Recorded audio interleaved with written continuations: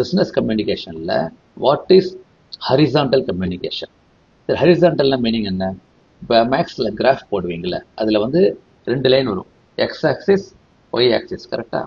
அதில் x is called horizontal, y is called vertical, right?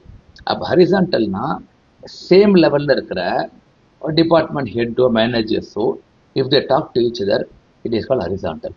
ஓகேயா? இப்போ கம்பெனி எடுத்துன்னு வச்சுக்கோங்களேன், ப்ரொடக்ஷன் இருக்குது, departments, I mean sales, finance, marketing சொல்லிட்டு. If all the department heads if they talk together it is called horizontal communication. ஓகேயா? So first point வந்து it is a communication or talk between the various heads of the company, ஓகேயா, or managers போடுங்க. Second வந்து example, it can be department heads or department managers. ஓகேயா? சரி, இவங்க என்ன பேசுவாங்க?